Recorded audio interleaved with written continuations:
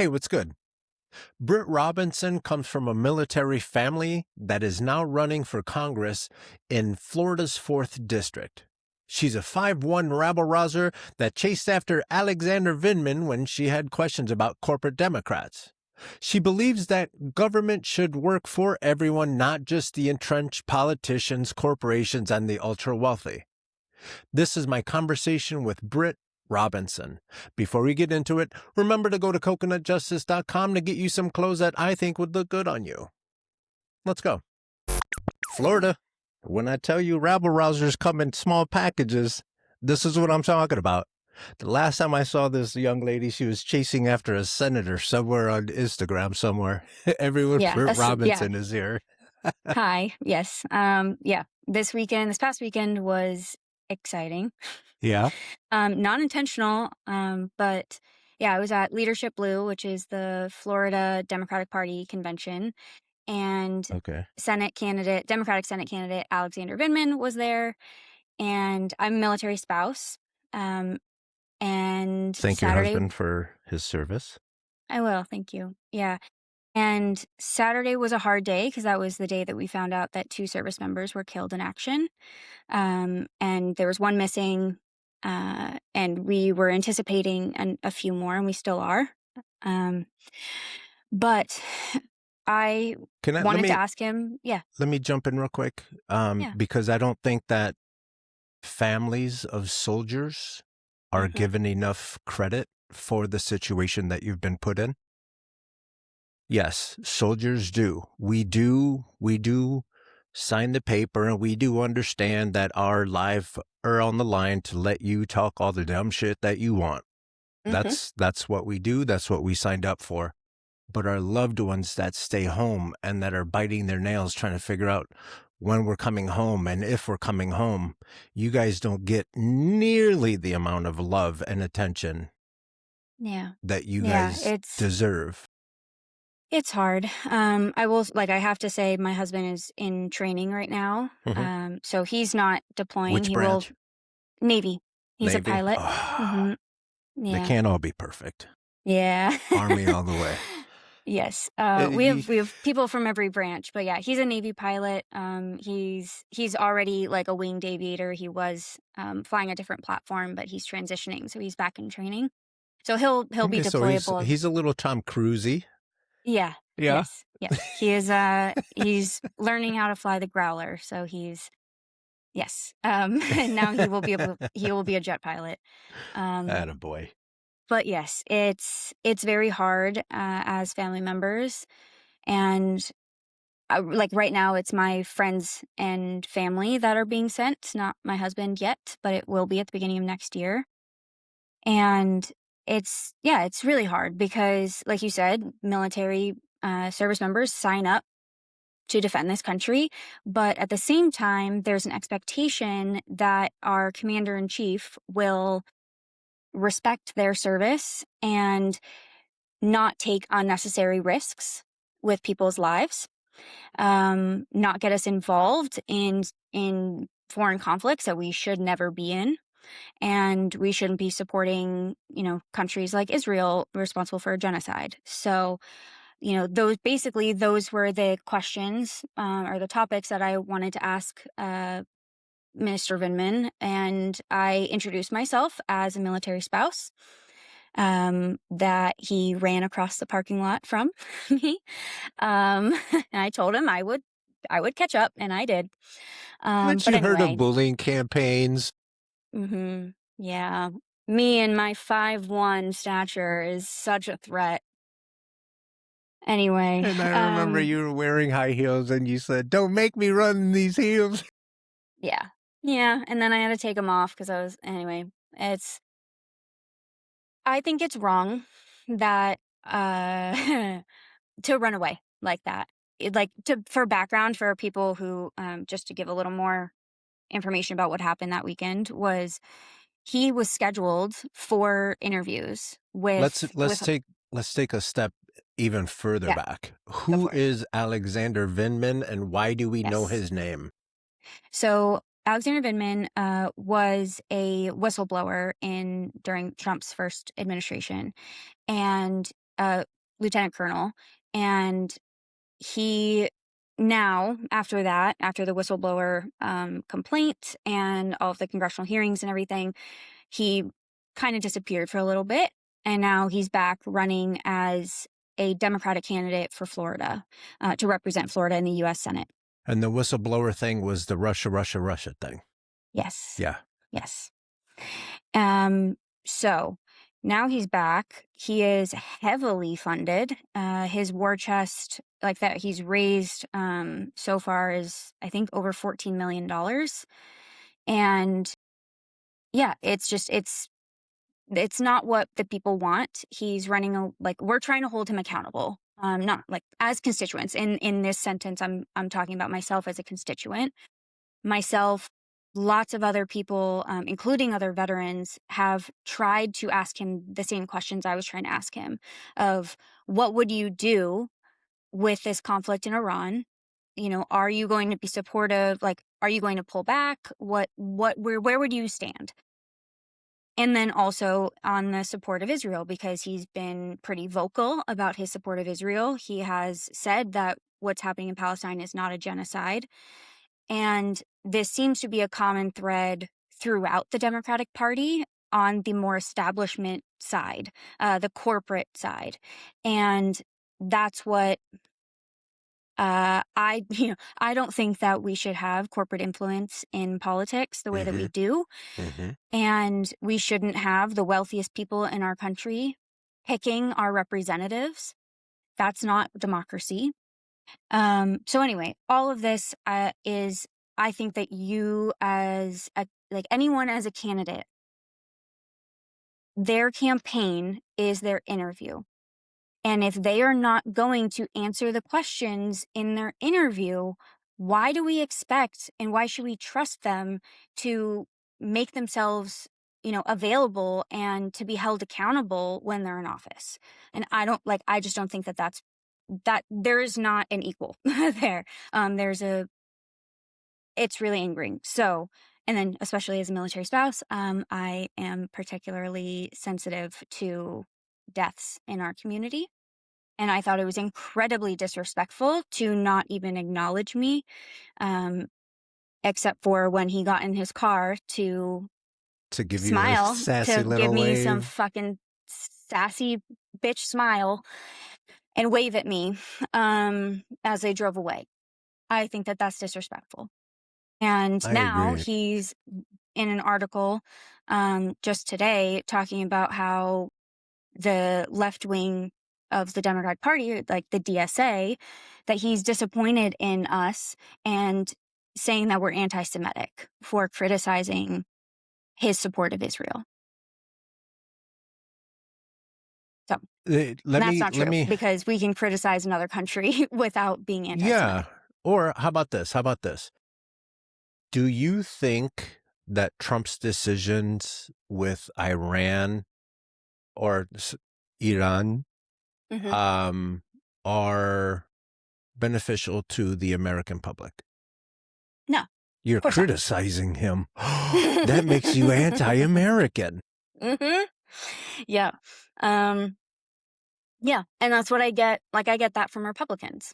Yeah. So, the point of this country is, or one of the major points is, we have free speech and we're allowed to say things. And, as long as it isn't, as long as you're not harming someone, you can say whatever you want. And that's for our own Democratic Party to not be in line with those values is a crisis within our party, and it has to be addressed. So this is something like, yes, in that moment, I was speaking to Alexander Vindman, but in general, I'm speaking to the greater Democratic Party. And for what happened after that, after people can go see the 2 videos that I posted about me having my interactions with Vindman,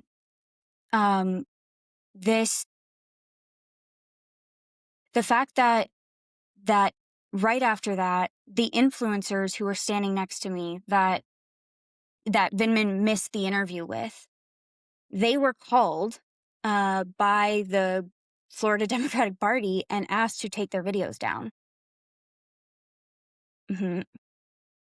Yeah, and then 2 days later, or sorry, 2 days later? No, a day later, something like that, I get a call from, one of the caucuses and telling me that they aren't happy with me criticizing Vindman in the way that I did and also at all, and that we should be supporting other Democratic candidates.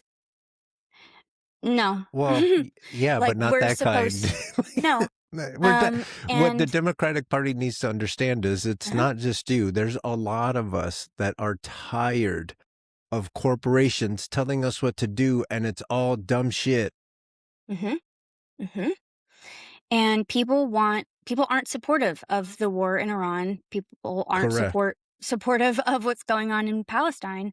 So Or this is Ukraine for that matter. or Ukraine, yes. And so all Or of these, Cuba. Or Venezuela. Or El yes, yes. Salvador. And Sudan, like, where like all of these conflicts we shouldn't be in.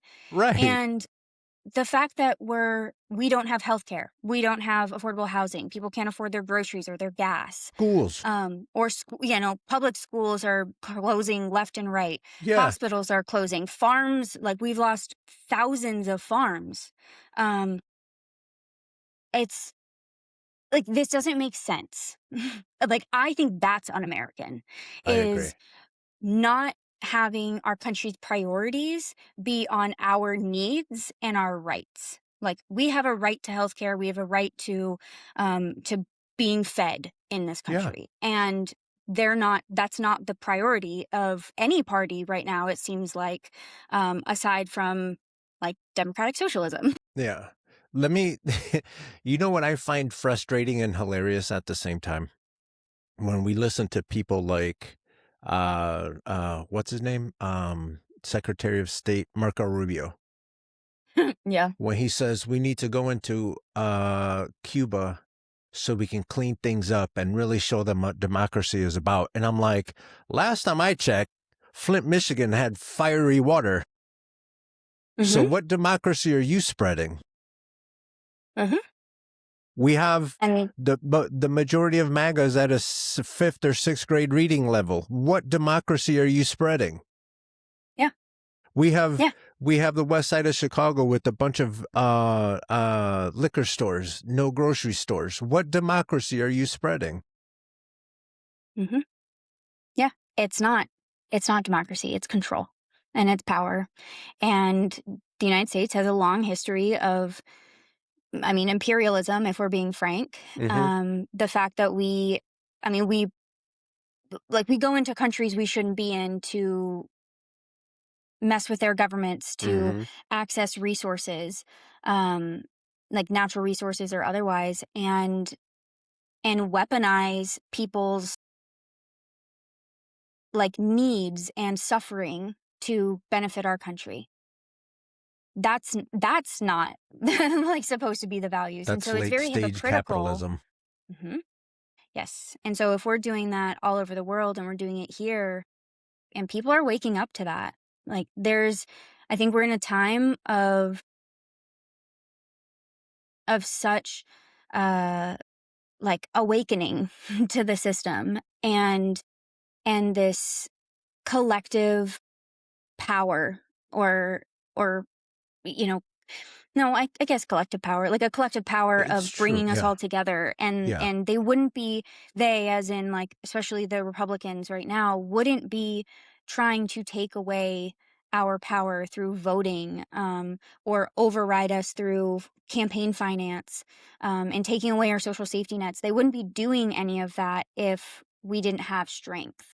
But the only way that they're able to keep power is by cheating and lying and manipulation and trillions of dollars worth of propaganda. Let's talk about the manipulation because it is so Yeah. subtle.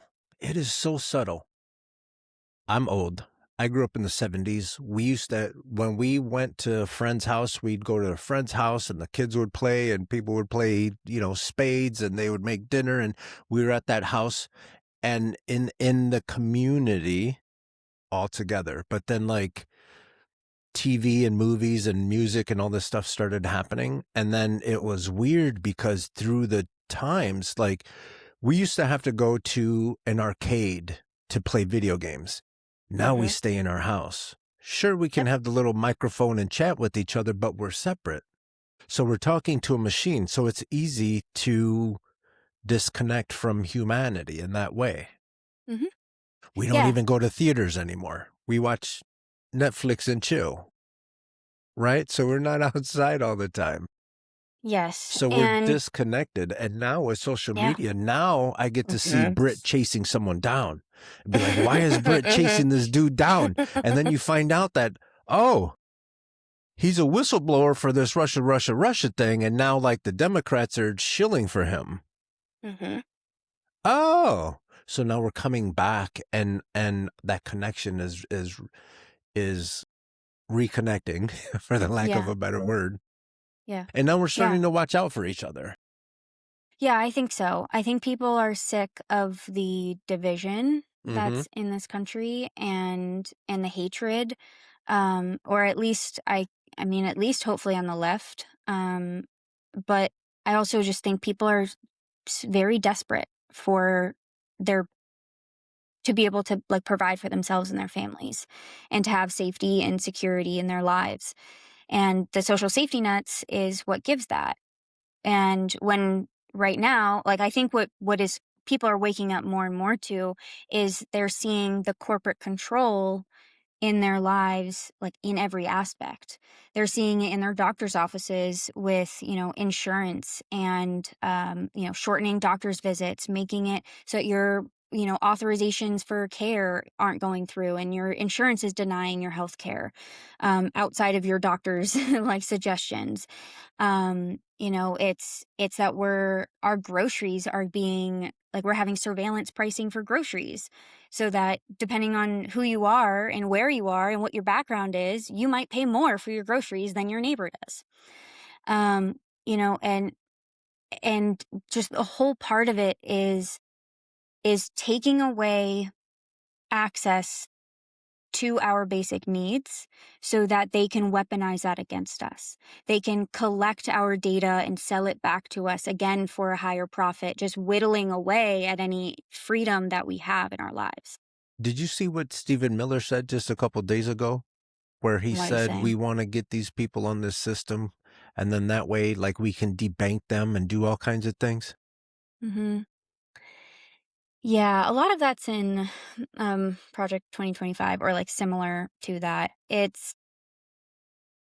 They want to make it okay. There's a sect of these like tech billionaires and then these like political religious freaks that they want to turn us like go back to like full on chattel slavery, antebellum time. Like they want people they don't like, they want disappeared or contained or like in work camps. They do not want us to have any control over our lives and society as a whole because at least in Stephen Miller's case, he wants like 100 million people to be in the country. That's it. So that's a lot of fucking people to go missing or to be, killed off by lack of healthcare and food and housing, or put us in camps like they're doing with our Black and Brown community members all over the country. And it's disgusting. This is not what this is not where we should be. I'm very upset that our Democratic Party has not been a has not been the opposition party it needs to be. The fact that we do not have people out in front of the steps, like literally every single day, calling these people white supremacists, pointing out and Real. educating people to what, like the propaganda, the white supremacist propaganda that this administration puts out on like all of its agency social medias. You need to educate people on that shit because that's dog whistles. Like it's Yeah. filled with it. That Yeah. is like the fact that Hegseth wants $88 million or $88 billion more for the war. That's like Hail Hitler. So, like, what the fuck are we doing? What the Like, fuck call are we this out. doing? He has white supremacist tattoos. Why are we acting like this is, like, not straightforward? These people hate anyone who is gay or brown or black or has any, like, disabilities or is poor. Like, they don't want us to be around at all. What is it going to take? What do you think? What do you think it's going to take for, because the folks that you're talking about are these disillusioned, not all of them, but the majority of them are educationally challenged. Mm-hmm. They can see all the dumb stuff that's happening, but because it's a white dude doing it, they think that it's okay. Yep. What needs to be done to wake that crew up? I think that realistically, there's probably a group of them that we won't ever be able to wake up Mm-hmm. because people, like, there are just certain people that hate others. But I think that when when people's basic needs aren't met, they are desperate and they, were left to fight over limited resources. And our human nature wants to know why and who is the enemy. And so when they're being told, okay, you can't afford XYZ and your life sucks, and these are the people that are the reason, like, I can They understand how believe they get that. to A to Yeah. B. So part of this, and like part of my whole platform and how I approach like fixing all the issues we have, is addressing like Maslow's hierarchy of needs, of like what I've been talking about: housing, education, food, Food, water, all clean medical, like water. clean water, clean air. Like, it's all of these things that give you safety. And once we have that, then we can start to have more conversations. Like, people are at threshold, they're over threshold as far as what they can handle. And when a lot of these people don't have maybe the educational background to be able to differentiate what information is true and not, and realize how they're being manipulated, then, like, we just have to work on lowering that overall threshold, because they don't have the skills to, I feel like a lot of them don't necessarily have the skills to break that down. And wouldn't be able, like, once, the way I think about it is like a Jenga tower. And so there's lots of open holes, right? Like, that's life. And there's one piece that is holding them where they are. And if we pull that, then they don't have the skills to, like, build that back up. They are going to resist it with every inch of their being, because their entire life, the way they perceive the world, the way they interact with other people, all of that depends on whatever that, like, one kernel is. And so if they start thinking, oh, well, weird, the government maybe Pete Hegseth is lying to me.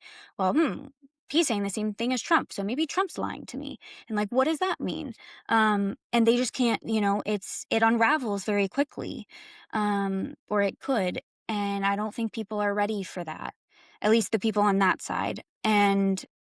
But like I was saying, I think people, this, like, collective waking up to how much there's of corporate influence and in our politics, and now also with Israel, the fact that AIPAC is so involved in our politics that a majority of our representatives take money from AIPAC. Isn't that crazy? People are realizing that, like, their representatives are not working for them. They're Yeah. working for their donors. Yeah. And so when they go in to vote for things and we aren't seeing benefits in our everyday lives, like, it's not often that we feel like the changes at the government level, like at the federal government level, are affecting our everyday lives.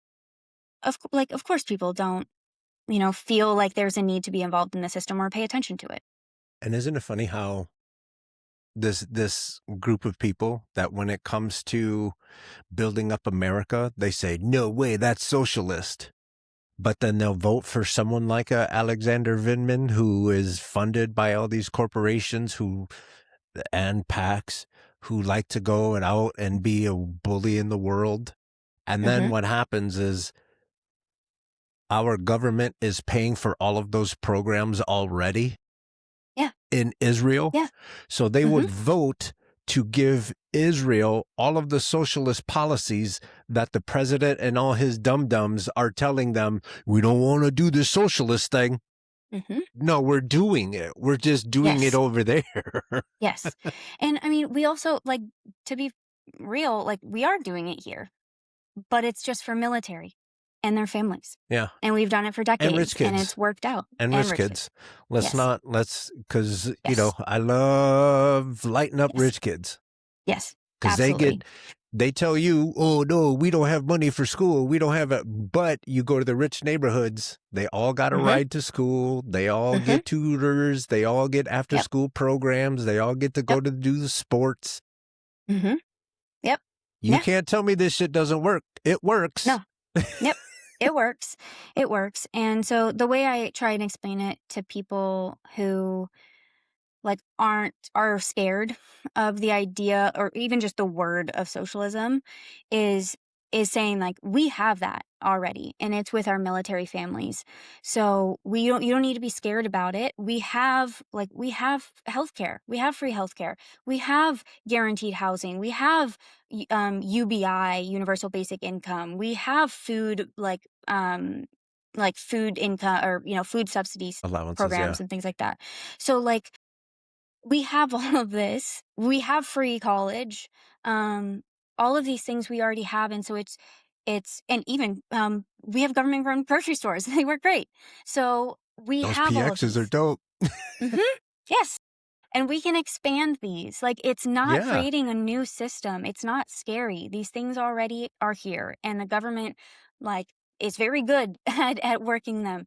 Well, I should, granted, grain of salt with, income for pay for lower enlisted and housing is kind of a shit show right now. But yeah, we can do this. Like this, nobody should be scared about this.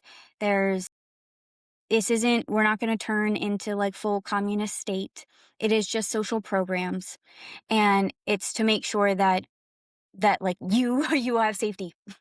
I want to address the folks that say, well, there's a lot of these programs that work in Norway, but that's just because they have a smaller population size. Well, it might work in Israel, but that's because they have a smaller population size. Yeah, we have a larger population, but like you were saying, the infrastructure is already there. We just have to fund it. And then you're like, well, where's the money coming from? Well, from what I understand, the Defense Department hasn't passed not one. Yes. Not one audit. Yeah, from what I understand, there's a whole bunch of bombs that we already paid for that are flying through the air right now that could very easily have gone to math books and science books. Exactly. The fact that we're paying, $1 billion or more a day for the war in Iran, and yeah, like you said, that our government hasn't passed, our military hasn't passed an audit. We spend. There's never a question about how are we going to pay for more bombs. We're in the same way that we're like how we get the questions of, well, how are you going to pay for free school lunches and breakfasts? Yeah. I don't give a shit. We don't have a question about all these wonderful corporations that are so into paying for a ballroom so they all chip in. Okay, bitch. You want to be cute? Go open a school then. Yes. And that's a good point, is that we already pay a lot of these, like we pay benefits for these corporations. Like Walmart is one of the largest employers in the country. And they're also, like, I believe they're the largest employer of people on SNAP, on food assistance programs. So we are already fucking paying for it. So like, let's just make it so that it's something that happens ahead of time and not when people are struggling on the back end. We can front run this. It's cheaper to have these programs on the front end, like universal health care, than waiting for someone to be on their deathbed and trying to fix, a decade or more of health issues once they are, in the system where they can receive, state or federal health insurance benefits. That's my background is I've always been a military dependent. My family's all military. My dad's a Marine. And so I've always had health insurance. I I won't make fun never of had to Dad. worry. I won't make Yes, fun of Dad. please. Marines are a little crazy. I don't make fun of Marines. Yes, my dad's side of the family and Marines. We got a Shout bunch of out, them. Dad. Thank you for your Yes. service, Dad. Yes. So I've always had that stability of I've never worried about going to the doctor, and I was able to go to college, a good college, for free. And Let's expand on that because yeah. I don't think normal folks understand just how ease of mind you have when Mm-hmm. you wake up and you say, I'm good. I'm going to go to school that's already paid for. I have health insurance that is already paid for. I have all these things. Like when you're about to attack the day and all of your basic needs are met, how do you feel? I mean, I can tell you that I wouldn't be sitting here. I wouldn't be running for Congress if I didn't have the healthcare I do. That's the basis of it. Like I've had surgeries that have saved my life, Nice. and that's because of military health insurance. Good. So Thank this you for is, sticking around. yes, trying. Yeah, but yeah, this is what's hard about this, or like the way, like my perspective is when my mom was going into when I was going into high school, my mom was sick. Um, she couldn't afford health insurance, and so it took a long time. Like she couldn't work, and we relied on food assistance programs. Um, and then after 2 years, we whittled away all of her assets, and we lost our home. Like we got evicted. And I had to go move across the country to live with family and friends, and like bounce around homes until I graduated high school.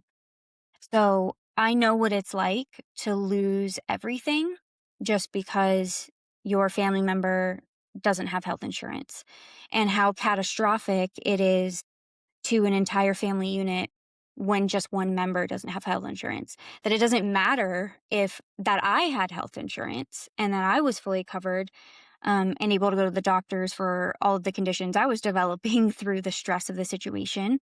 She was still like, we still lost everything because she couldn't work and because she couldn't access the healthcare she needed. This, like the dichotomy of both, I think is part of why I make a really good candidate, and why I can be a really effective representative, because I know what that gap is like. Like I've lived the best parts of the government and I've lived the worst parts. And not many people have that perspective. There's not a lot of people who can say that they, yeah, just that their family was absolutely decimated and the trauma that goes along with that. I mean, And then bounce back. and then bounce back. That bounce And back is what's important. And yes, that's that and the scaffolding that should be the government should be this is exactly where the government is supposed to step in. And it's not doing it for you, but just having the scaffolding to be like, oh, okay, mhm, something happened. Let's get yes, you back up to running speed. exactly. And that's what I try and talk about, that in high school, like going through that time was incredibly hard. But I knew that I just had to make it 2 years, and then I would go to college, and I'd go to a good college, and I wouldn't have debt. And then life would probably be better. And that's the hope that gets you through times that are as awful as those were. but most people who, like most kids that go through situations like that, don't bounce back. If people have Yeah. had to go into foster care, Yeah. or things like that, like a huge majority of them are homeless. A lot of them are queer. Like I also went through that in high school at the same time, was realizing that I wasn't straight and being terrified that like I wouldn't be supported by my family. And that was just like another level on top of it. And so it's honestly like a miracle that and I don't know. I take that back. It's not a miracle. It's the fucking social safety nets. um, that's what it is. Like, it's not a miracle. It is tangible. That's like the whole fucking point, is Yeah. that this is possible It and doesn't need it's to be a already miracle. happening. It's Mm. we can make it easy for people to bounce back, and it doesn't have to feel like a miracle. It could just feel like, okay, well, I'm a US citizen. Exactly. And that was 15 years ago.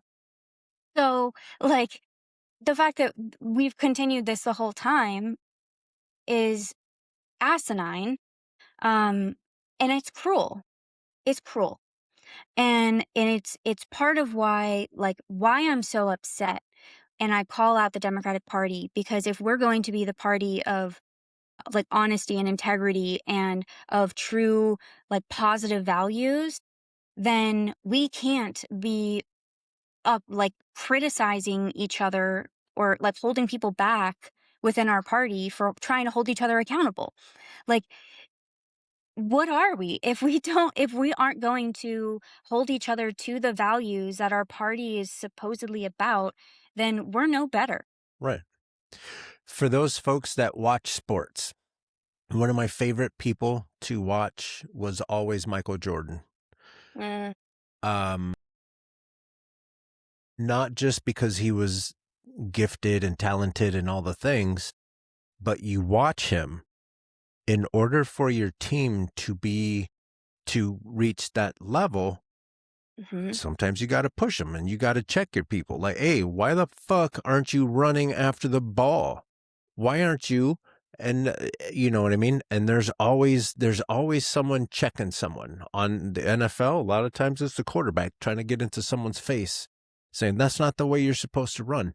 So why is it in politics now we're not allowed to like check our teammates and being like, you can be better. You can do Yeah. better. Yeah. Because they're trying to preserve corporate control and Yeah. please their donors, which Yeah. is like, that's why you see progressive candidates, like progressive and or democratic socialist candidates across the country having this conversation and using our platforms to the fullest extent we can, as wide of an audience as we can, to talk about these issues that we want change, that we want our party to be focused on the working class and everyday people's struggles.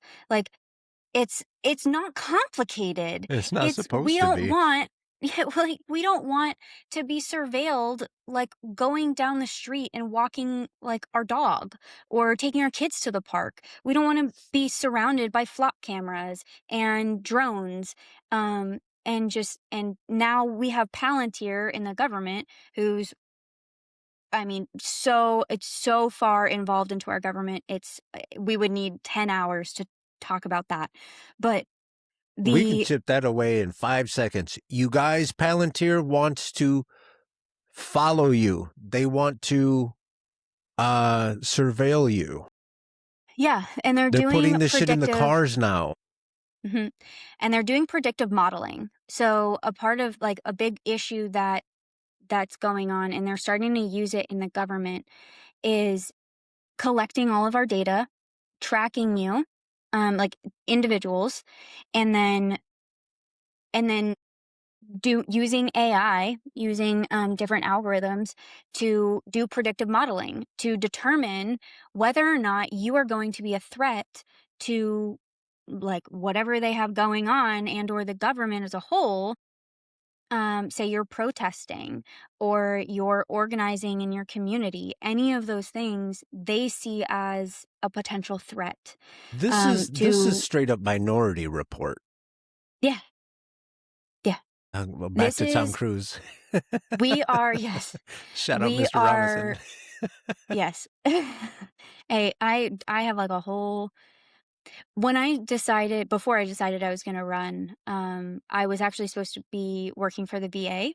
I was hired as an interior designer, a GS11 interior designer for a number of facilities outside of Chicago. Cool. And yeah, and so I That's was where I'm super from. excited. Okay, cool.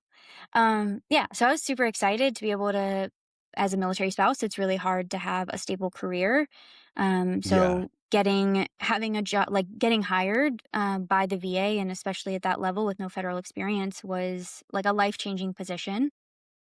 But also, like I was going to be able to do work that served my community and do something that was tangible for our veterans who have been thrown to the side and shit on over and over. And anyway, it was something I was really excited to do. Then Trump took office and they I rescinded have my to, offer. because it's not often that I get to really glaze interior designers, but Hmm. here in Northern California, like when I go to do all my VA stuff, if it's a big Yeah. one, I have to go into Hmm. San Francisco, and the buildings out Hmm. there they look like military buildings, the long, Hmm. thin windows and Yep. very hospital-like. But my clinic Yep. out here in Santa Rosa, it's Hmm. very welcoming and it's very Yep. comfortable and it's very Hmm. clean and pretty and all the things. So thank you to Yes. GS11s. Those decisions were probably higher up than I was by architects and such. But yes, Yeah, that is part of that would have been part of my job yeah, is making it so that veterans are comfortable and feel dignity and respect yeah. in their healthcare Feel a because little there's proud been going to this building. good, as you should. That's supposed Yeah, to be the point. yeah, I mean, I know I've gone into a number of clinics where you feel like shit walking in. You don't feel like you matter because the building's falling apart. mm-hmm, Everything is like just a little dirty, mm-hmm. or like Why does every stained. floor look And like the basement in this building? yes, yes. I had to go do my like pre whatever. I had to go do like blood testing at one of the clinics. And yeah, I got lost in there because each of the buildings it was like building 1, building 101, and then building like 100 and A, or like Yeah, it was anyway, it's super confusing. And like my job would have been to, if it was like in a clinic like that, make it so that it was easier to navigate, feel better, address all those things. Anyway, which God, we have so much to do to support our veterans, and we have yes, yet we again, need they to have unlimited amounts of money for the government of Israel and to throw bombs.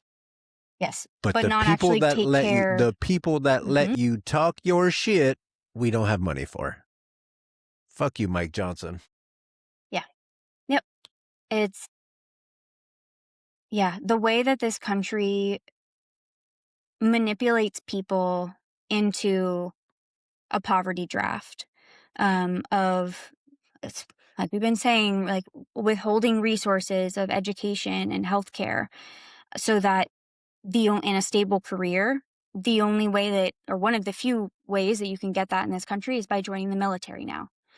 And pushing, like taking advantage of people in hard times. And it's kids, like it's very young adults or kids Yep. that they are pushing into these programs and signing up to give their life for this country is exploitation at its finest. And so to push people into that and then not uphold your end of the bargain or the deal on the back end, making sure that veterans at the fucking very least have quality health care in a timely manner, it's disgraceful. Yeah. Mental health alone. Mental Mhm. health alone. They scramble our brains. What you guys don't understand, normal folks don't understand. They scramble your brains. They break you all the way down to a cave person. Yep. You're down Yeah, to they your break you basic down. needs: food, Mhm. water, and remember, we're only 17, 18, 19 years old. Mhm. So there's things that are Yep. happening to our bodies at that time Mhm. where it's just like a chemical explosion of all kinds of stuff happening. Yeah. I mean, your prefrontal cortex isn't even fully developed, and they're sending you to war. And And then when you and come then home, they just pat you on the back and say, thank you. You can mhm, buy a house and go to school. yep. But they aren't, Your you brain is know, still scrambled, though. yeah. And now, like, with the war in Iran, yeah, we have um we have a number of people dead, but there's also we have hundreds of people who have TBIs now, but they try and like to play that like that isn't as important, that those people's lives aren't impacted for the rest of their fucking lives, that there's a good chance that like there's a large portion of those people who are either going to drop dead or they're going to kill themselves because of the result of their brain injuries. Um or and have lifelong issues with fitting into society and having a stable normal life with a family. Their lives matter just as much as the people who died, and we need to be taking care of those people just as well. Like, we need to make sure that those people have support systems for the rest of their lives because they did their job. This country doesn't give a shit. Trump doesn't give a shit. Hegseth doesn't give a shit. And it's a They perfect like example of how this country will set up agreements and uh, contracts and all the things, and then they go back on them. It doesn't matter. They do it to us, the veterans. mhm, They did it to Cuba in the 60s. They did it to Iran. It's like example after example of how we let business leaders take over the country, and business leaders mhm, are after their own win. Once they get the win, they don't really care. And mm-mm. they go back on agreements and contracts all the time. Yep. Yeah, because we're a means to an end. Mm-hmm.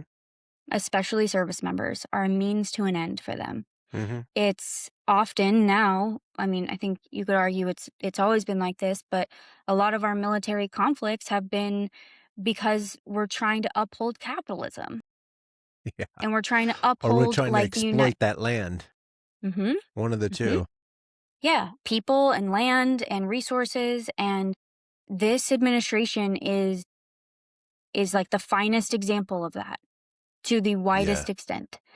Um they I yeah. think the government has been like, if we're going to make the analogy, if this government is a body, the body the body has been close to dead, and Trump and all his Mhm. friends are just the buzzards that are picking away, trying to pick away at the bones. Mhm. Yeah, I don't disagree with that. It's the way people are suffering in this country is is incredibly upsetting.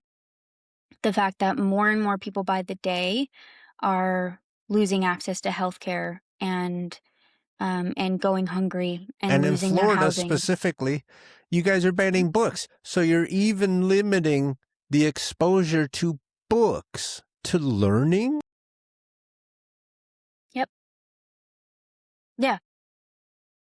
They That's don't want crazy. an because they don't want an educated electorate. They don't want people who know their rights and know how to, take advantage or, utilize them to the fullest extent Yeah, yeah, yeah. and protect, and they don't want that. They want us like needy and dumb and reliant And upon scraps. every time we throw a bomb, we're like, yeah, we won. Throw another bomb. Yeah, we won.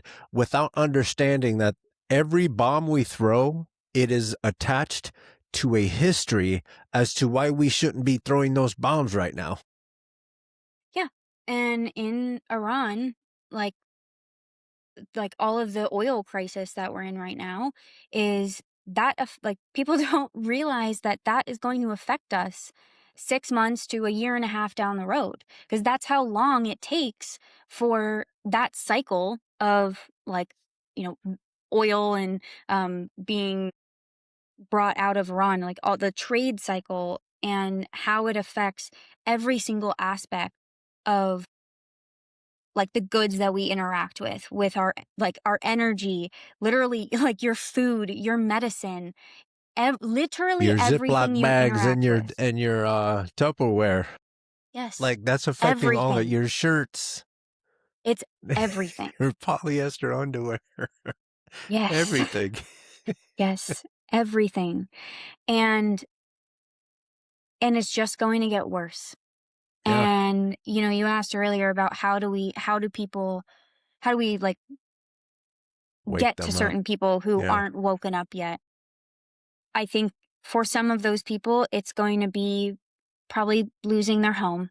It's going to be having a family member die. And some of them will wake up and some of them still won't. But I'm really hoping that, I don't know, people are going to be hurt in the meantime. Like, this is going to take so fucking long and so much effort from so many people to even just try to return to where we were before this administration, in terms of like our education and our social safety nets and just the functionality of our government, um all of these things, and the limited trust the United States had on a global scale, we may never get back. We most likely won't. So this is going, like, people are going to get hurt in the meantime. People are going to die, and the best we can do is scream at the top of our lungs of who is responsible for this, try to hold them accountable, and try to replace people in office so that we can deliver and force, like, especially with the progressives and democratic socialists that are running for Congress.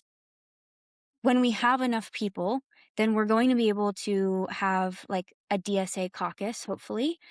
And with that, like combining that maybe with the power of the progressive caucus, be able to pressure the larger Democratic Party into like making change, and like the change that people want, that is widespread throughout the country, across the aisle. We don't want corporations buying our politicians. Yeah. That we want healthcare. Yeah. Like, it's pretty simple. Yeah. And kicking out the people who are Bums. kicking out the people who like are just little bitches. Looking at you, Hakeem Jeffries. Yeah. I mean, oh my God. I don't know if you saw like all the different politicians, all the different reps that when Lindsey Graham died, like they were like, "Oh yeah, no, I knew him and he was okay. Like, Yeah. we disagreed, but He like was a he was friend a of good guy. mine. He was funny." Yeah. Fuck off. We used to What are go you to all these doing? high-priced dinners together. Yeah, that's the fucking He point. literally just a few months ago was like, "Oh yeah, we're gonna make so much money off of this war." Yeah. What are we doing? What are we doing? Don't placate. What the like, literally, why? Just shut up. Just don't say anything. Yeah. Yeah. And how You're ceding disrespectful. ground to these like How fucking awful fascist wannabe like white supremacist Nazis. Yeah. And it's fucking frustrating. Yeah. And the other thing that's frustrating is,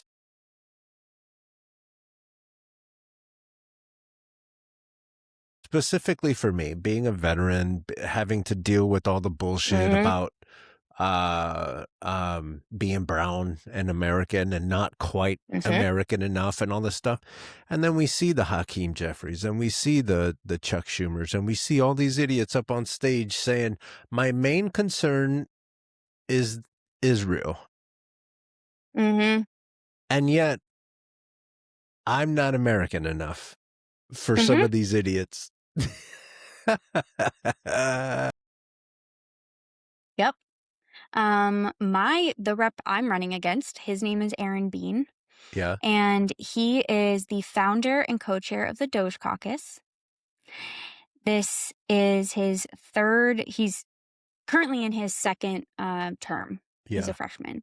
And his number one donor is AIPAC. Mm-hmm. And let's talk Mm-hmm. about Doge. Yeah. You want to know how Let's talk dumb? about it. You want to know how everyone is talking about how smart Elon Musk is. Elon Musk is a rich boy whose parents gave him Fucking a bunch of. He's a dumbass. He's a dumbass. Yes. How are you, as the leader of Doge? You were anointed by the greatest president ever. You're anointed to come and do your thing. And then at the end of the year or two of raising this mayhem and being a fucking dummy, you're going to jump on Joe Rogan and spout a bunch of opinions. You could have brought one spreadsheet and just shown us where everything went wrong. And they couldn't even do that. Nope. They were falsifying numbers from the start. Yes. And then all this wonderful money that everyone thought he was saving. You want to know why he started talking shit on Twitter about Trump being on the Epstein list and all that stuff? Because his welfare was going to be cut. He was getting welfare from the government to flip fucking rockets. Instead of buying your dumbasses books and getting you guys health insurance, he was cutting all those programs so he can get all that money because he wants to go to Mars. Yes. There's nothing in Mars, you guys. There's nothing in Mars. Everything we know and love is here. And this is like one of the problems, one of the examples of how these tech billionaire oligarchs have infiltrated our government. And you know, these are all the men, because it's men. It's a bunch of like tech billionaire men who supported Donald Trump and sat behind him, who sat behind him at his inauguration and funded his election, because they needed, or they wanted, more power and access to our government. They wanted to have the federal subsidies like Musk has for his rockets. And they want all the freedom to go somewhere else and to hire engineers from somewhere else because they don't want to pay Americans. How unfair is that? Yes. And then I see some of these MAGA morons out there saying, hey, look at all these supposedly brainiacs and all this stuff. Their jobs are going overseas and all this stuff. Okay. So you're gonna fuck me then. Okay, cool. If I decided to turn around and take your job, it would be easy because you're a monkey with a wrench. I can do that and help your boss run his company and run ads on Instagram and Facebook. I can come and take your job, and then I'm going to bare ass you on your head because you talk a lot of dumb shit and you don't think things all the way through. Yep. And not AKA, but PS, they are building robots to do your job. I saw a video where they built robots to sew clothing. They had a bunch of computers recording how the ladies were moving their hands and how they were putting the material into the sewing machine, and they built robots to do that. You don't think they can build a robot to put up whatever housing thing? They're coming for your job too, dumbass. Yeah, they're going to come for everyone. And this is the fact that like these people need to be much more aware of how much these tech oligarchs are involved in our government, and the extent of the influence and power they have. These are men that most of them at least like the core people like Zuckerberg and Musk and Peter Thiel and Mark Andreessen, like all of these people were involved in PayPal when PayPal was being founded. They are called the PayPal Mafia. Those people were at the right place at the right time, made a fuck ton of money, and have profited. After investing their parents' money. I want people to understand this. Yes. They're They not had to step up. self-made. They're not none of Nope. that shit. They're These rich are a bunch of boys whose people who parents went bought to them computer books. and they went to like these are all Ivy League schools that these people come from. So liberal arts Ivy League schools. So when these fuckers are like, oh, the blue-haired nose-ringed liberal woman with cats is like the evil thing of the country, they just don't want us to be credible because we got the same education they did. And our education is built around analyzing and breaking down arguments in literature and like media to criticize like systems that are in place, and how do we and what do we want our focus to be on, you know, systems of oppression, fixing systems of oppression, and building like a better, you know, better, however, in what capacity, like government or society. They don't want that because because they don't want people to criticize them. And so now you see that with like the Palantir situation and flock cameras and tracking us, because they don't want you to use your voice and your power. They don't want they want you to just be like a cog in the machine. And that's it, with no voice, no needs. You are just there. They're going to handle everything for you. If you want, over the weekend, if you can hear my voice, over the weekend, you need to watch Minority Report and Wall-E. Yes, yes. Oh, and Demolition Man with Sylvester Stallone. Yeah. Watch that too. That's going to tell you where these guys want to go. I really think that these are a bunch of people who read too much sci-fi when they were in high school, didn't know These are the high school dorks. These are literally high school dorks. This is like revenge of the fucking dorks, because they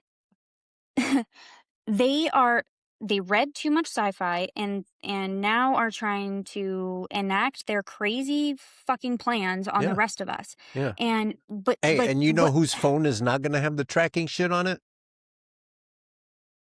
All those people you just got done saying whose name.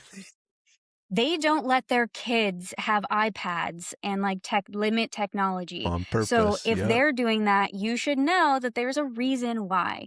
But it's these men who their entire lives, they have been told your ideas are too big. You are thinking like your ideas are too wild and they're not realistic. And then they do it. And now over and over and over the last 2 decades or more, they are built like these massive companies that run the world. And like between technology and science and social media, like they influence us way more than most people think. And at least with the social media, like they spend a fuck ton of money researching how they can control people's thoughts through things like propaganda and weaponizing your emotions and your interactions online. This has been going on for a long time, you guys. This has been going on when they're trying to figure out what shelf to put the cereal in. Yes. They've been studying us for a very long time.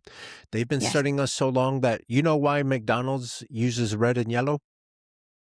No.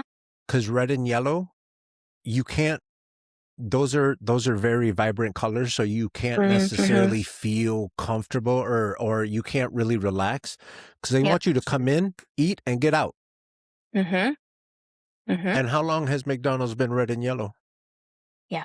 Longer than a lot of us have been alive. Forever. Yeah. They've been doing this for a long time, you guys. Yes. And these And what it then now is like extra concerning is that these tech billionaires have their own branch of like Christian nationalism or like far right Christianity. And they believe, some of them believe in accelerationism, which is bringing about the end of the world to have some sort of savior. Yeah. They don't They're trying to set want the table us, for Jesus to come. yes, which is why they have all these bunkers and all these things because they are anticipating global crisis. Palantir, Peter Thiel, he believes in having a global monarchy, and that global monarchy being AI, like having one overlord over the entire planet. And he talks about the Antichrist all the time, that being anyone or anything that gets in the way of creating that global AI system that has mass surveillance. Meanwhile, to me, Christ and God and the idea of God and everything is more tapped into nature and who we are as animals, right? So when you continue to put these goggles on and you're stepping away from nature and who we are, to me, that's the Antichrist. Yeah. To me, you're forcing us into a situation that is that doesn't naturally come to us. You're forcing us to do this digital shit. We come from the trees. We come from the jungles. We come from the ocean.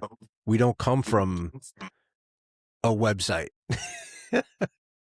No, but they want to, divide us and make us like just create this baseline of irritation and anxiety and distress that they can profit off of. There's a reason why, like I get it a lot more so on Facebook, but like my content, depending on the platform, gets pushed out to different audiences based on how they interact with it. So like on Facebook, my stuff immediately goes to MAGA because the algorithm knows that they will not be able to hold back and like they're going to interact with it and they make money off of it. It keeps people online and engaged. And that's what they're going for, which just exacerbates the societal issues that we have already with, disagreements for whatever reasons, endless reasons at this point. But yeah, this whole system is fucked and we need change now. Like we needed change decades ago. Yeah. But not having or allowing corporate interests to be so involved in our politics and getting to the point where it hasn't until now. And now that we have the world's first trillionaire, like that should be a wake up call to anybody who isn't already like aware of the system. If we have the world's first trillionaire, but your record numbers of family, homelessness. yeah, record numbers of homelessness, especially amongst veterans, more and more people are going to food banks. Yeah. And Congratulations, you're king. You're king of yes, but that's kind of the point where I was desperation. getting You're at. king of desperation. You're king of homelessness. You're king of hunger. You're Yes. king of struggle and pain.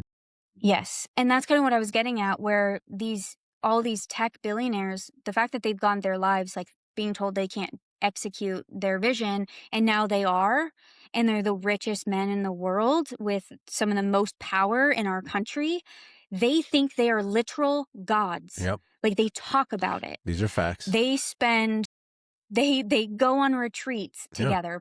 Peter Thiel talk about each other's sex lives and how to start a cult and all that dumb shit. Yes, yes. And Peter Thiel like does sermons to them, and then Peter Thiel has his own like fucking advisor, and it's just drowned rat looking guy, and these people are desperate for I don't know, they're desperate for power, and I think that their minds have been so corrupted, although I feel like they probably already were from the start. Otherwise, I don't think you would have gone down the path that they did.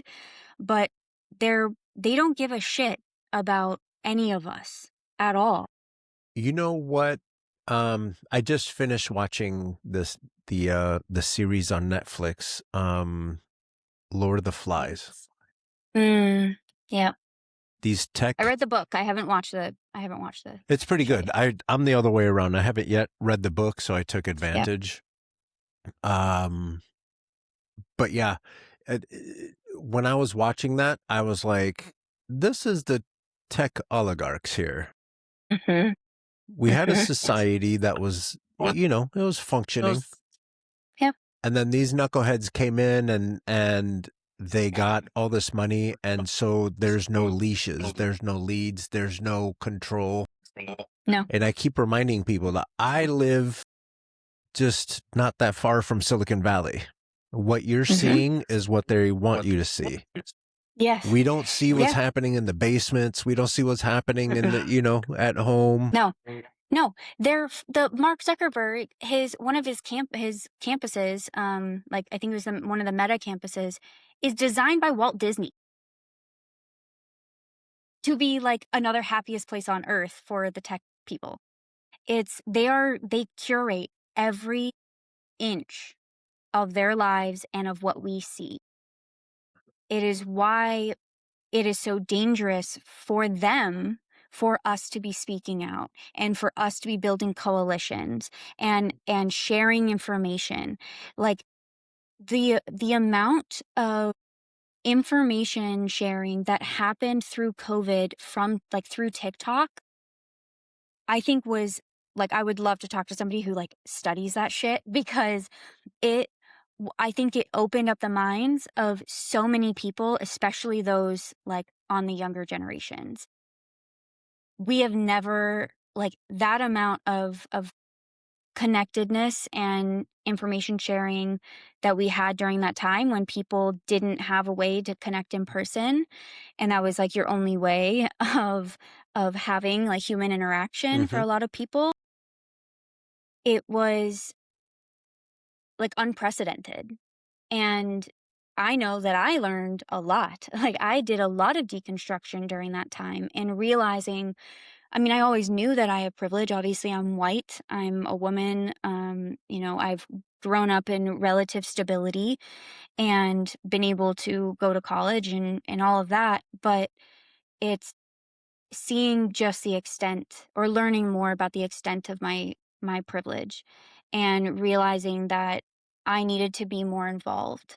But also realizing the communities that I was a part of that I didn't realize, realizing that I'm disabled, that I have, like, I've always had medical conditions, but I never considered myself disabled. But that was just because like I had never learned about that, that if you have something that if you have like a medical condition or something that affects your daily life where you need to change your behavior or have something, some sort of tool or practice or skill that helps you, go through life, then you are disabled. Having glasses is like, It's a that's one disability. of, yeah, that's a Visual disability. disability, yeah. Mm-hmm. Yeah, like that's like an easy one to explain to people. Having, you know, having something that affects your walking, even if it's not, you don't have like a handicap placard, that doesn't necessarily mean that you're not handicapped, because our country isn't very good about acknowledging people's disabilities. And it's something that like the disability community has been working on, I mean, for like always, but through COVID, the numbers of disabled people has skyrocketed, and our medical system, and our society was not prepared, and is still not prepared for that rapid influx of people who need care. And it's one of the reasons why, like, our medical system is already severely understaffed. And then Trump coming in and firing a lot of like our VA healthcare workers, and getting rid of like trying to get rid of the visa programs for nurses to come in from other countries, like, and then affecting the what was it? loans. Not restructuring, but relabeling Mhm. what schools are Yes. Yep. accepted for funding Yep. and stuff. Yes. Yep. And what professions qualify for those loans. Yeah. And all of those things are designed, like all of the actions that this administration has taken is to limit our access to healthcare beyond what it already was, because they don't want you to live. This administration is built upon a foundation of eugenics.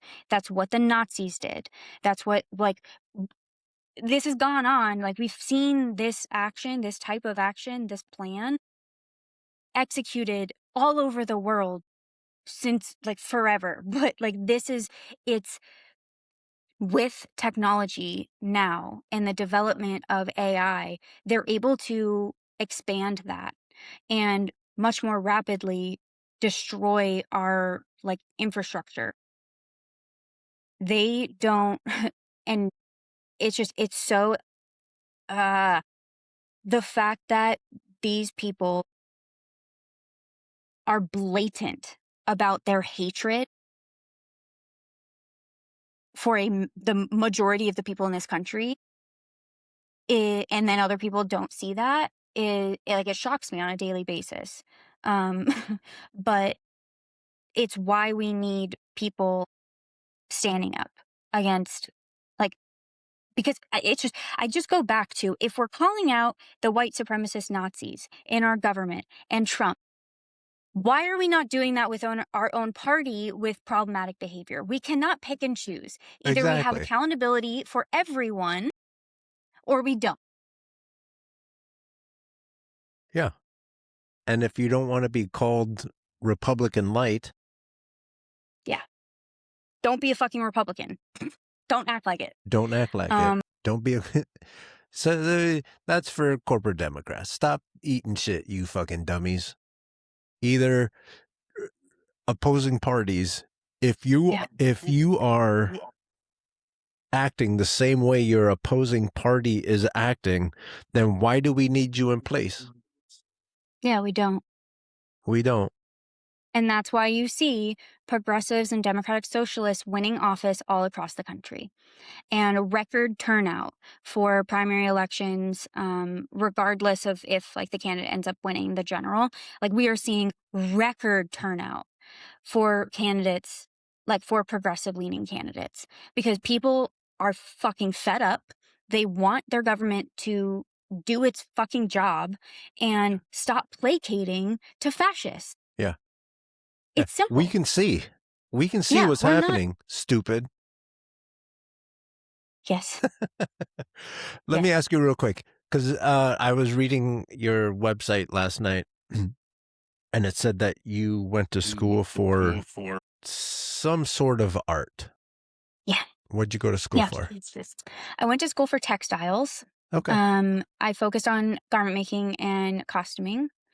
But I went to Maryland Institute College of Art. It's in Baltimore. And my education was, like, I think people think if you go to art school, like, you're just, fucking twiddling your thumbs, painting, and like, that's it. A large portion of our education is academic still. Yeah. And we, like I was talking about with, like, liberal arts education, our entire, or a large part of our academics is analyzing what we see and what we interact with. Yep. And what, if we as artists are creating something, then we need to know how people are, like, anticipate, how are people going to interact with this? Is this the way I want people to interact with it? Do I need to change what I do on the front end? And so it's, a lot of it is human behavior, and looking at society and its movements, especially like civil rights movements all across the country and around the world, and using that knowledge to push forward, like, whatever message, or action that we want to get across. So I think it's really interesting because politics is very much the same. It's very much about how do you present yourself. What you only get a first impression once, and like even your clothing is clothing is political. Yeah. How do you present yourself, and how are you interpreted by the people around you? And then how does that change depending on what comes out of your mouth and how you act? And All of this is, yeah, go ahead. I was going to add something that folks might not know about art school. I went to animation and film school. Yeah, And one of the things that we did in school, and I'm sure you did too, is you work on your project and you put up your style board or whatever up on, and then the class gets to light your ass up. critique you. Oh yeah. Yeah. So yeah, you It get teaches really you to used accept to and give constructive criticism. it. Yep. And you have to defend yourself Mm-hmm. and your beliefs and the work that you've done. It's unlike any other program that I know of. I mean, I think similarly you could say like in a master's for your thesis is probably as similar as most people are aware of. But yeah, it's you make your work or your project and you put that up and you have to sit there for however long the professor has determined. Sometimes that's hours Yeah. where you just get to sit there in silence and take it. And And getting lit you just up. fucking it's just crazy. And then you have to, give your input or have that room discussion. And it's really interesting because usually our rooms are filled with people of various backgrounds. And so you're able to get perspectives that you never would usually in your everyday life because art school is typically like pretty varied. And so I I think it's a critical part of like how I perceive the world and how I interact, or how I move through the world is like wanting to go out of my way to seek people's like experiences and learn their backgrounds. Um, I think especially going through school, like through art school, and the things I went through with my mom, like when I was a kid, and also growing up in LA, which was incredibly diverse.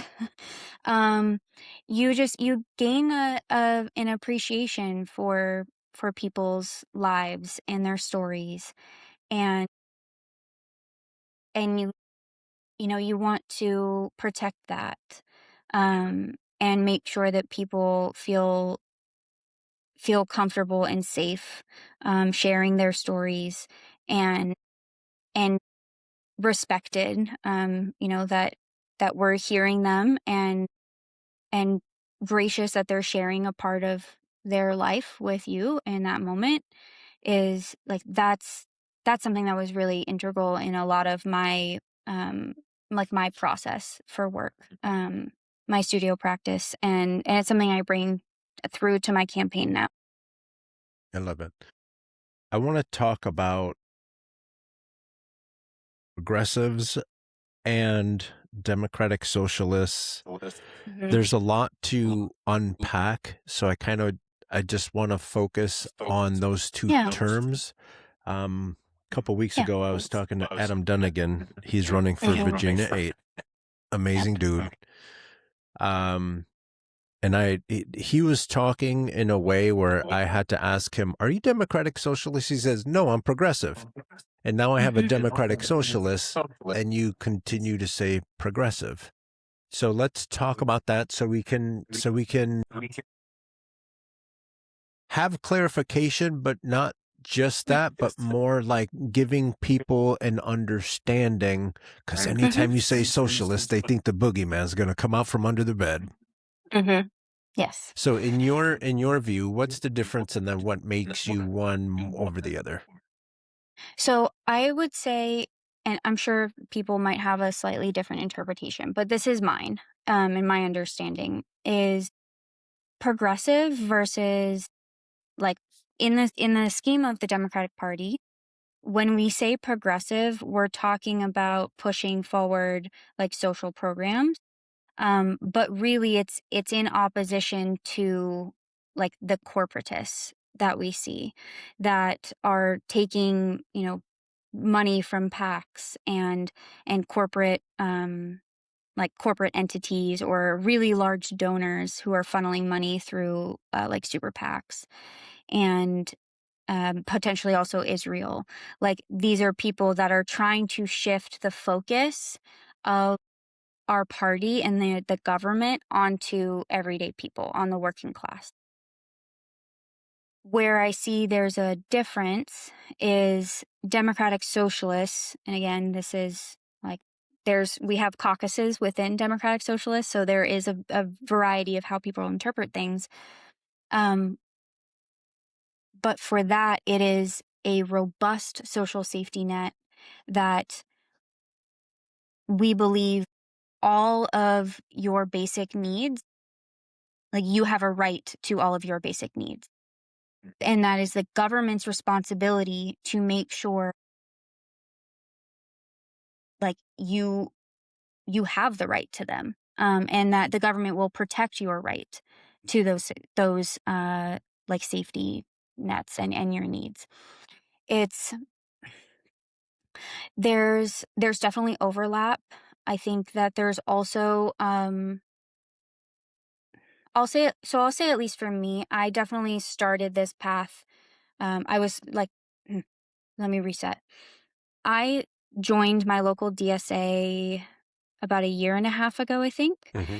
And that was around the same time that I had decided to run. I'd relocated, so I came from a place that we didn't have a local chapter, but I'd always been interested in democratic socialism. Mm-hmm. And so I joined DSA like as a member, but I thought of myself as a progressive Democrat, like exclusively. But or like when I first decided when I was going into DSA, I guess I thought of myself as I probably thought of myself as a democratic socialist, but I don't think I really understood like where that line was. Sure. And it's pretty like it's fuzzy Yeah. for a lot of people, and it's something I'm still learning a lot about. Is like I said, there's different caucuses, like even within DSA, and different like political theories that separate each of them. So like I'm always learning. Yeah. And as it should be. I Yeah. think we all have a lot of deconstructing to do. And I think if you get to the point where you're like, I'm done deconstructing, like, you might want to reevaluate. Yeah. Go back. Yes, there's always things that we can work on for our knowledge base and how we perceive the world. But I think that there's a lot. There are progressives that, based on where they are in the country, they might not be able to. They might like the idea of democratic socialism might not be acceptable to their district, or like their district isn't quite ready for that. I know a couple of people that feel conflicted about that as well, where like personally they align with democratic socialism, but their district may not be ready for it. But they still absolutely believe in the same values. I think we're in this time of transition where people are learning that there are other options beyond just the like typical Democratic Party. And so people are finding their ways. And I also think that there's the knowledge base, or like the difference between the people who are academics on like political policy and political theory versus the terms that the everyday person is aware of and Or even understands. understands. Yeah. Those are very Yeah. different things. Yeah. Totally. You see it definitely with like liberals and like people who may not understand like the whole layout, the field, kind of tend to group together like leftists and liberals and democratic socialists, like anybody, and progressives, like anybody left. They just kind of like, that's the far left. But it's absolutely not. There's like a very large range of us. And I'm just one part of that.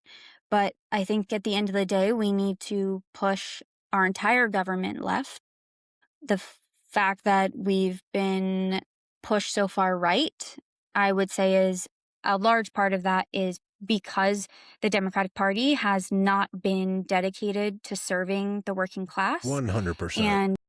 and Yeah. has allowed and has platformed moderates who like basically aren't holding the far, like the left edge of our political system in place. And so our entire system is able to move to the right. And that's how we have Nazis. So we need to push it left because we are in a very dangerous place. The reason why I chose to run when I did is because I saw a gap, a very small window and very quickly closing window of opportunity to save the limited democracy we had or we currently have, and making sure It's that safe to we say don't that have us. it's safe to say that they've bastardized this country enough to where we're not in a Mhm. true democracy. We're not. No, We're in a form and if of they keep, oligarchy and tech yes, oligarchy and all that shit. yes, we are absolutely in a form of oligarchy, and yeah, and we are, God, right on the doorstep of fascism taking over the entire country. We cannot let that happen. So we need to have pushback as much as we can. We have, like I said this earlier, we have progressive candidates and Democratic Socialist candidates all over the country, from like local offices all the way to Senate. So it is critical that people get involved in whatever way they can with any of the candidates that they feel connected to. We have, like, we're still in primary season. Our primary is in Florida is August 18th, but we have a couple other primaries before then. If you have the ability to volunteer in any capacity or make any sort of donation, please make a donation or sign up to volunteer with any of us. It is so, so important that we show that the people are fighting back and what we want in this country. We don't have another option. Like, this is it. And a lot of us are very, very worried about if we don't flip enough seats, we're going to be in a real shit show, like way worse than we already are. Let me ask you, while you're on your campaign trail and you're knocking on doors and putting up Mhm. yard signs and all the good things, and you go to someone and you say, "Look, I think we have the money and I think we have the ability to fix infrastructure to the point where we're going to fix the roads, and we have the money to fix the schools, and we have the money Yep. to what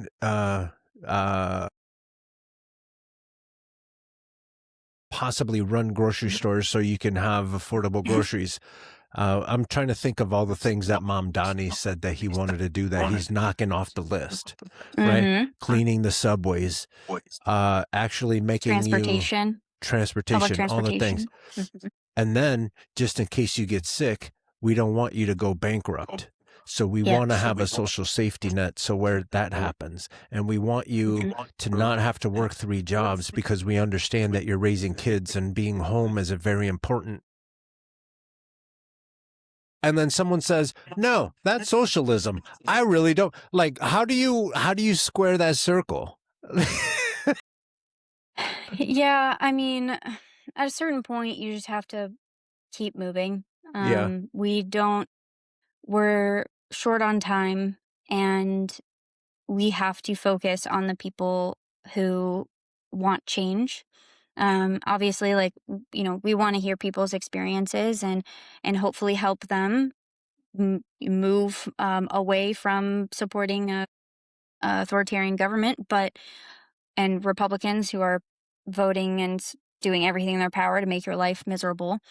This is, like, we want to be there for those people, but also we have so many more people who need help who are not that far in. A third of our population, of our voting population, didn't vote. We don't have, like, there's plenty of people out there who are either too busy with their lives, to pay attention to politics, or too overwhelmed, and don't have the or bandwidth lack to of pay attention, trust. or It in lack doesn't. of trust. My vote doesn't Mhm. matter. Yeah. Yeah, because people haven't, because they vote and then they see, well, but nothing Yeah, changes. and you keep voting for And bums. Yep. And basically we just keep voting for corporations, and shareholders and CEOs to make record profits off of us, while we lose, like, we're struggling to pay everything. My, like, summary of my platform is that we need free universal health care, fully fund education, public education, and that's like pre-K, and college, and union, like, trade programs, support our unions, focus on the working class struggle, and like our most vulnerable, protect our most vulnerable, Yeah. turn back to science, Please, and please. trust professionals. These motherfuckers sharing their opinions that don't make sense, and then they grab a goddamn No. black magic marker and they redraw weather maps and stuff like that. Can we please get back to Science and trust, and You like want to make the America truth. great again? Please invest in education. So we this fifth and sixth grade level shit is killing me. It's Yes. killing Yes. me. Yeah, we need to, a big part of this is education. We need to expand our, like, public media programs. We already, like, the cuts that happened, to our public media, like NPR and PBS, those need to be reinstated, and we need to give them a fuck ton more money. And why would we want to do that? Well, they don't want people to be smart. We want people to be smart, to Right. have Right.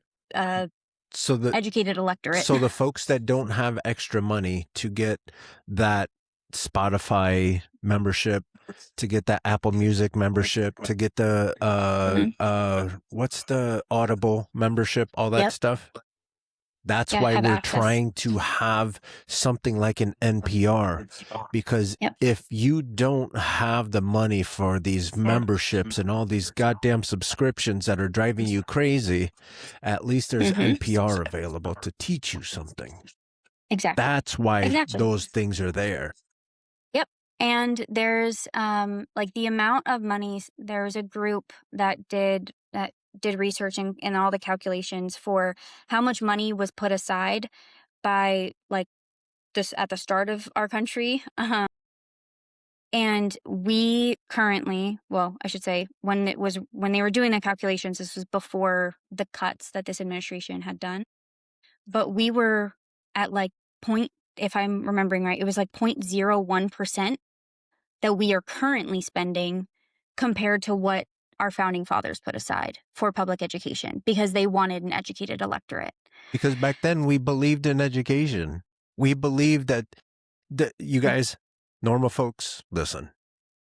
In order for democracy to work, well, actually, let me say it like this: I've studied, and smart people like Socrates and Plato, they didn't really like democracies because they understood we have a lot of dummies in this group. So the way to make democracy properly work, the way that it's supposed to, we have to have an educated electorate. That means we need you reading books. We need you reading history books. We need you doing math, doing engineering thing. We can't have you just sitting there with your thumb up your ass waiting for something. Yeah. That's that scaffolding that I keep referencing. The government should be a scaffolding. So you can leverage it to reach your best self and stop waiting for people to tell you what the fuck to do. And I think that is probably one of the most American things we can do. Ever. Is, is taking care of our people and giving you the ability to be your best self in this country. I mean, it just makes no sense. It does make sense. It makes sense on, like, that people want to take advantage of us. But we won't let them. or we're done with letting that happen. And that's okay. We will we will keep getting attacked for being radical socialist communists, anarchists, and Meanwhile, you look at know, what they're it's signing up for. Mhm. You're signing up to have some dude whose brain is mush telling you what to do and how to do. He's going to redraw maps.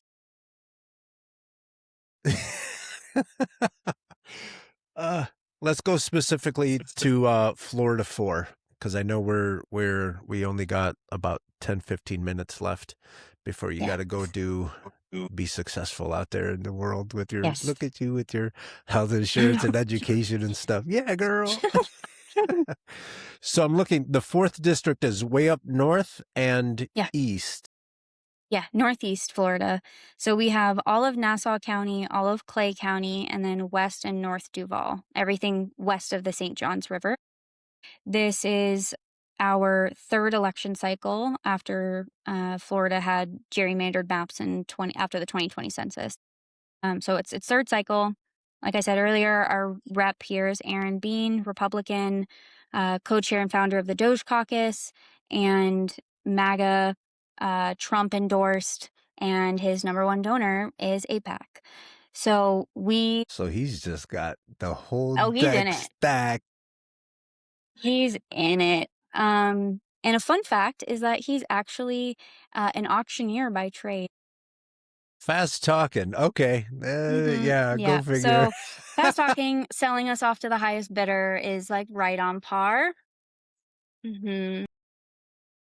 Anyway, time for him to lose his seat. It's time to go. How long has he been in office?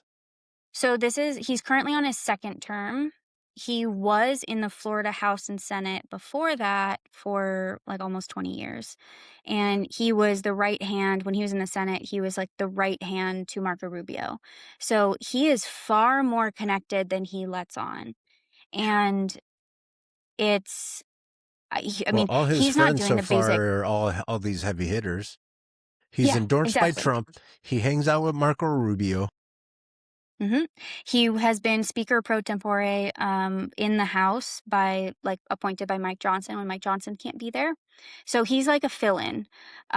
He is somebody that they know that they can trust to do whatever they want. When the big beautiful bill was going across, like going back and forth between the House and the Senate, it was sitting in the Senate. It was going to be sent back to the House, and Aaron Bean, along with a number of other House reps, signed a letter saying, regardless of the bill that comes back from the Senate, they will sign it. They won't won't read it first. That regardless, they are going to sign it. Yeah. If a rep is not doing the basic tenets of their job, which is reading the fucking bills, and listening to their constituents, and like he has phone town halls that are heavily like processed, and he doesn't do anything in person. The only way that you can see him in person. Does he do what? Mail-in ballots? Oh, I don't know. I mean, he doesn't. This man is like, he's not a good rep and he's not a good candidate. Yeah. He hasn't had to fight for this seat. What are some of the important issues in Florida 4 that he's ignoring or that he's just not paying attention to? So I would say the biggest thing is housing, or well, I should say housing and healthcare. What's the lay of the land out there? Is it mostly urban? Is it mostly rural? So we have a diverse district. It ranges, because we have like the urban core of Jacksonville. Okay. That's urban, like where it's urban. Yeah. City center. And then the farther west you go, especially north and south, that is rural out there. The west, like West Nassau, West Clay, are pretty rural. So we have a huge range in who we have in this county or in this district. And But people think that it's solidly red. It is not. It's gone from, if you know, the Cook Political Index, has the values for where the district lies in terms of its lean, its political lean, in relation to the average of the country. This district has gone from an R6, R plus 6, to an R plus 5 in the last year. And the last 2 cycles, our Democratic candidate has not run an effective campaign. So there hasn't been good opposition. And we're seeing that now, is that the Republicans are trying to push forward polls and media that puts myself and one of our other opponents in the primary lower than the person that they have already beaten twice, because they know that they can beat her. So they want to try and platform her because they know that they can beat her again. There's nothing that shows that that would change. My other opponent in the primary is a private equity lawyer who made money off of the housing crisis in Jacksonville and is dedicated to corporate interests and big business. So, but is also now cosplaying as a progressive. So, don't trust people. Please, everybody, do your due diligence on your representative, or on candidates and your representatives. Look at FEC filings. That's where all of our financial reports go. You can very easily see who all of our donors are and how much they've spent. That is very important for you to see, is how many of them are large donors, what type of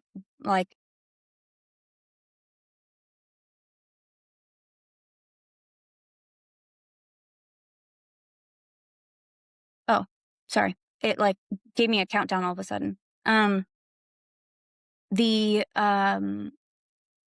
you just look at who your candidates are being funded by, because those are going to be the people that fund them when they're in office. Do you Those are know the of any people that are going to websites or come whatever knocking. that has that?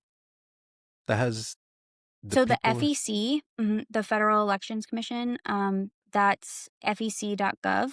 You can go on there and you can look up any candidate.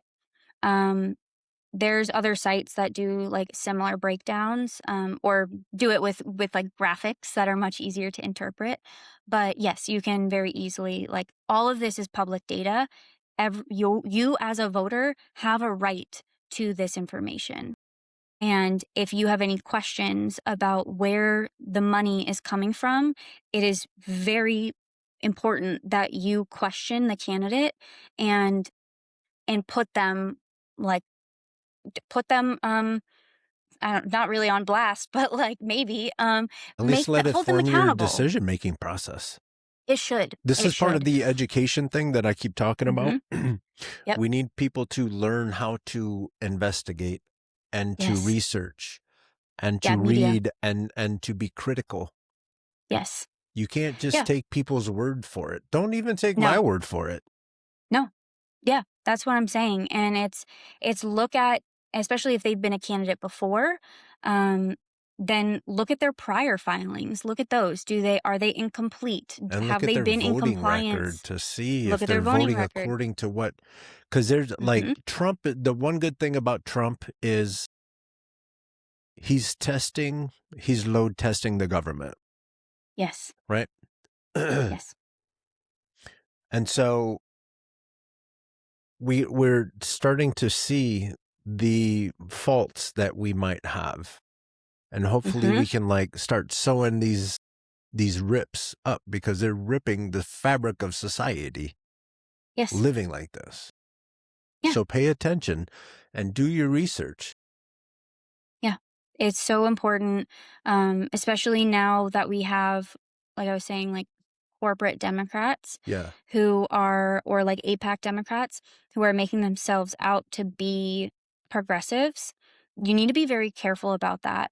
One of the tactics that they use to try and bring down their average donation amount is that they will try and to do fundraising to get like very low dollar amounts, like Yeah. for donations, to offset their max donations or their very high donations, and increase that number of donations in total, because a lot of people will then see, like, they'll look at somebody's donation history and be like, oh, well, they have thousands of donors and the average donation amount is this much, so they must be a grassroots candidate. Yeah. And that's not true anymore, because you see that on, like, who are the people that finance their campaign at the very beginning, like, where did they self-fund with a large amount? Like the private equity lawyer put $100,000 of his own money into the campaign, and It's then wild that people look, are able to do that.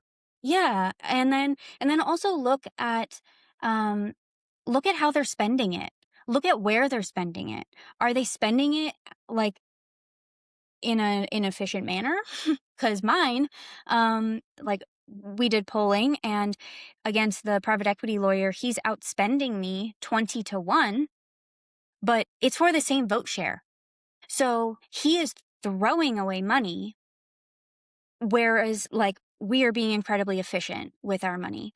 And when you look at that, I think the question needs to be, if they're going to be that inefficient in their campaign with public money, then what are they going to do when they're in office? Like, are they going to be as careful, or are they just going to throw 20 times as much money at the problem as they need to, because it serves their interests, or makes their friends money? That's crazy. That's crazy that we're talking about the government, and that's what Hmm. you say. Hmm.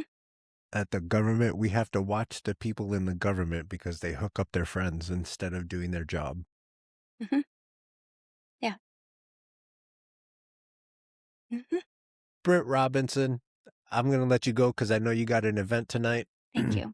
Yes. But take the last few moments, explain to Florida 4 where they can find you, where they can follow up Yes. with you, and how they can support you and all the good things, if you don't mind. Yes.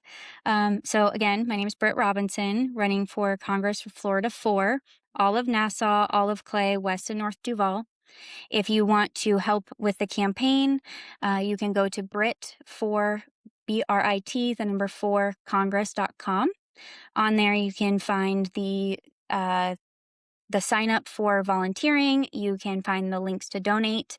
If you're able to donate, that is like the best way that you can help right now, because we're a month away from the primary and we need to be able to contact voters by phone banking, text banking, and mailers.